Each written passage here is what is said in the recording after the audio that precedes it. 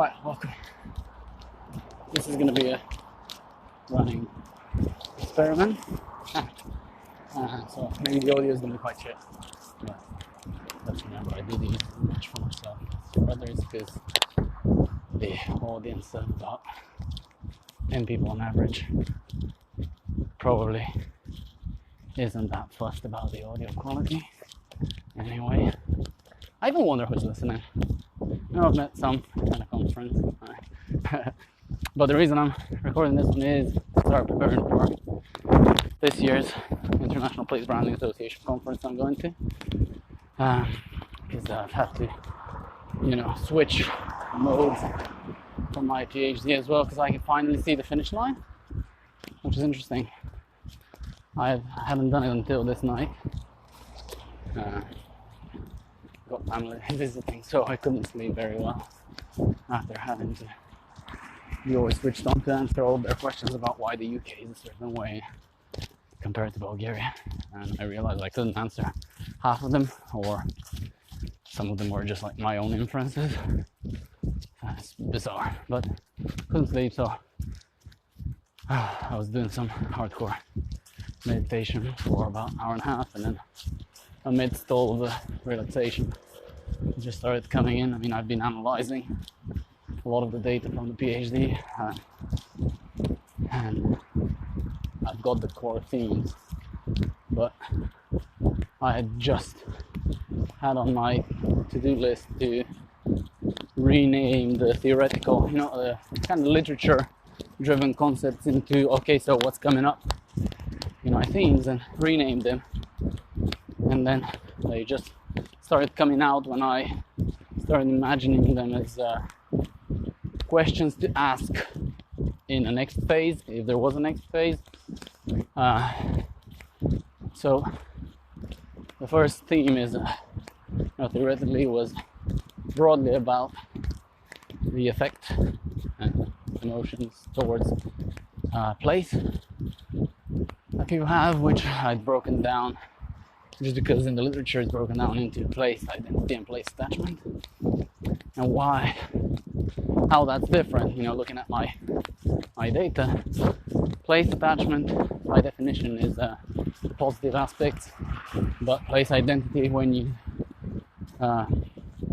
if you had to split them, right? So just because they're split into the literature, but people talk about them in my kind of interviews. People were talking about them as generally one thing. I mean, my questions were ordered to ask about, people about where they're from. Do they identify as,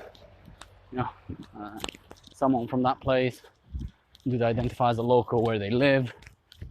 These were the kind of place identity questions. The place attachment ones were taken from an article by Hidalgo and Hernandez, who studied people's place attachment to some island. I can't remember which island.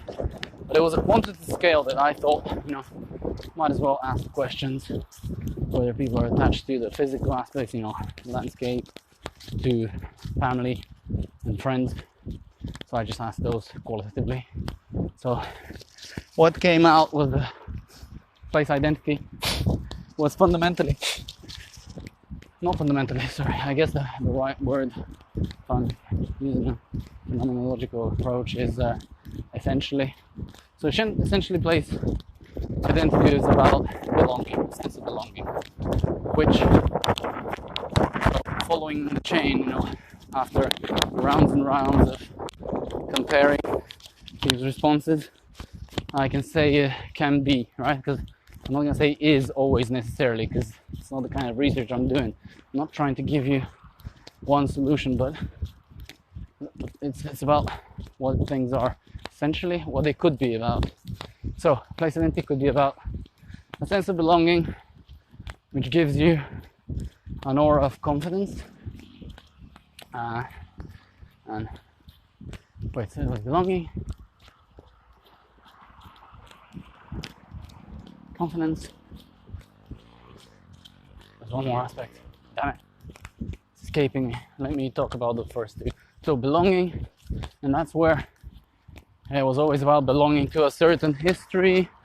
Someone talked about being seeing themselves as part of a history of a fight between the Red Rose and the White Rose in England, because they were from Yorkshire, but they were living in Manchester right now, and they have a old school rivalry, historic one, and a part of geography. They mentioned, I'm a Yorkshire Terrier from the Pennines, and I think it was a sense of community, yeah, because they were talking about also giving examples of how they belong to not where they were originally from, but where they currently live, Manchester. How they pride, Jesus, so obvious. It's really weird how I'm rediscovering basic stuff, but you just, with no knowledge, you bracket your common sense knowledge and you make sure you try to look at what people say. So pardon me if I'm speaking very obvious things, it's part of the process, because we want to make sure we don't take it for granted and for obvious. So yeah, the pride, that was a very interesting discussion about running the local 10k in Manchester after the Manchester Arena bombings, where terrorists tried to bomb.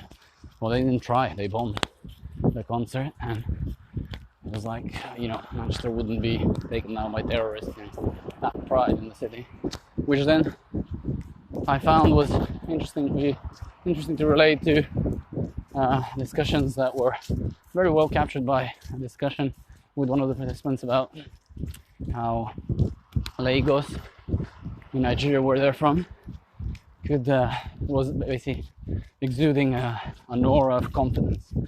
So you have belonging, you get pride, you get a sense of confidence in yourself, and obviously within the human geography literature, we know that place is always very closely related to the self. This is why I use it as a kind of an object of attention, because phenomenologically, not that interested in the object.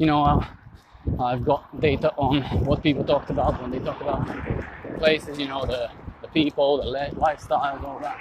But it's more about the process and how they talk about it, because I'm trying to get at their decision-making experiences.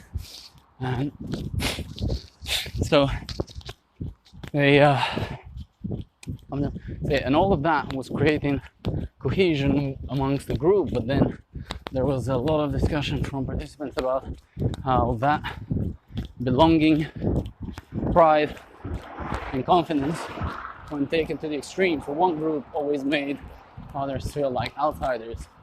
So Muslim participants were called a witch that should go back where they came from on the bus.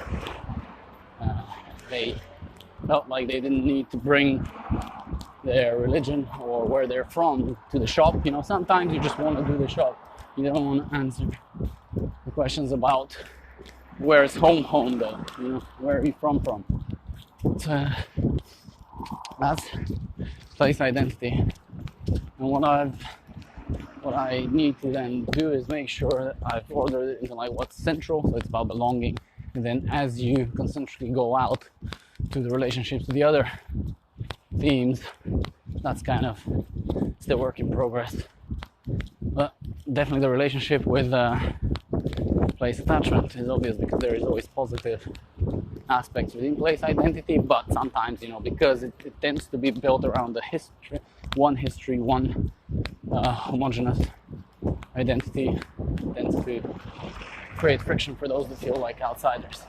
Whereas place attachment as an approach, is about increasing people's positive feelings towards a place with the intention of making them stay together. In place marketing terms, someone might see it as metaphorically, not exactly the same, as loyalty, brand loyalty, because you don't have to be from somewhere to find yourself attached to it.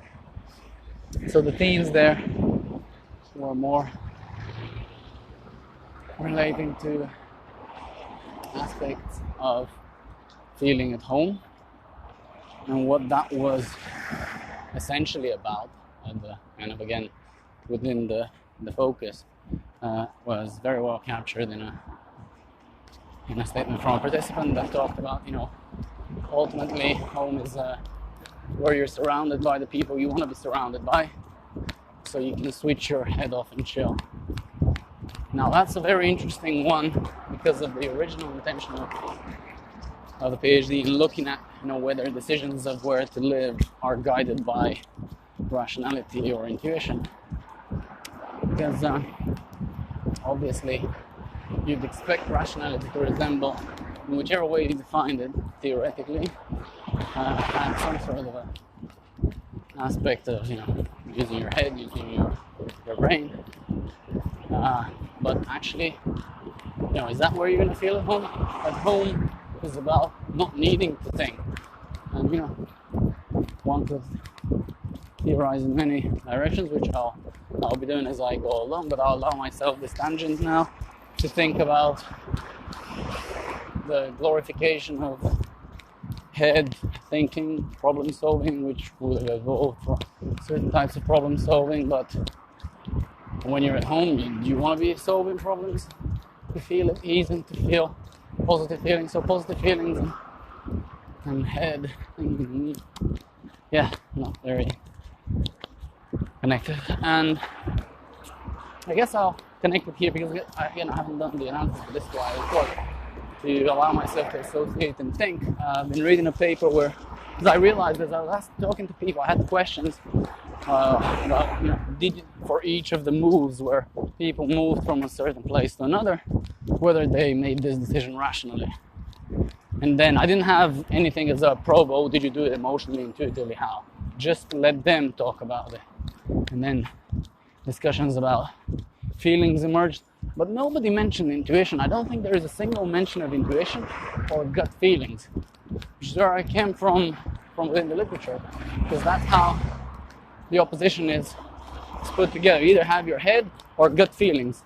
But it seems like in this context of place, because it's not a snap decision need to be made now, it's not like a leadership decision-making context. The context is one about longer-term commitments.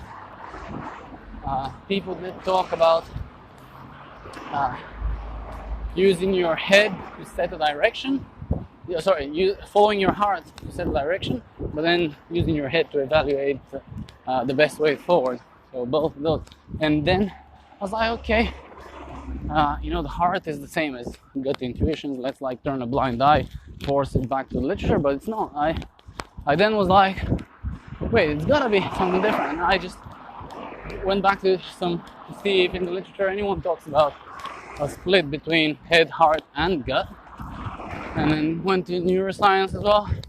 And there is a few papers that follow a chain of both experimental and theoretical work that splits out the heart as separate and shows how instruments that try to lump intuition and heart, so gut and heart together, then when they use their data, I haven't finished the paper, but there is a better fit for three-factor model, right?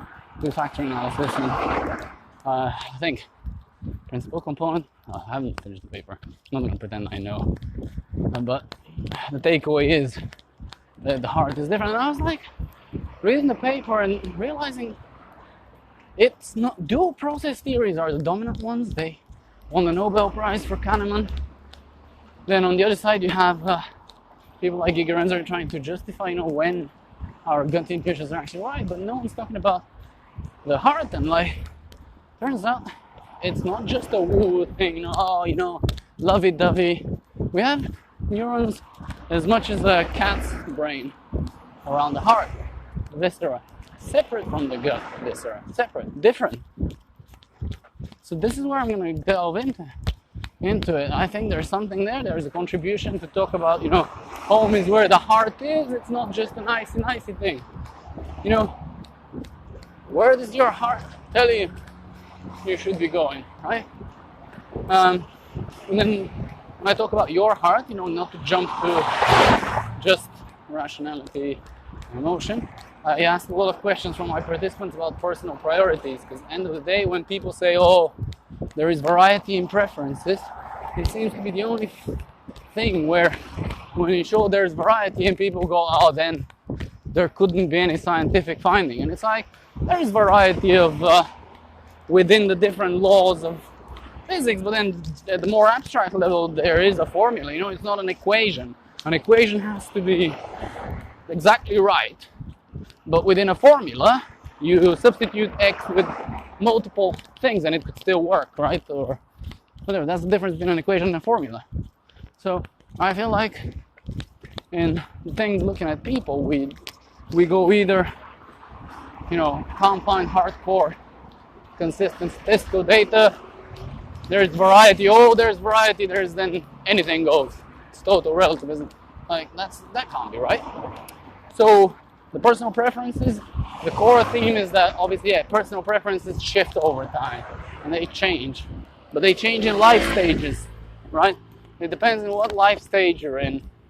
So this is how I'm probably going to order the presentation of my findings around the different life stages, because I have people that are just finishing their undergraduate, people just finishing their masters, a bunch of PhDs, mid-career academics, and I had a professor as well.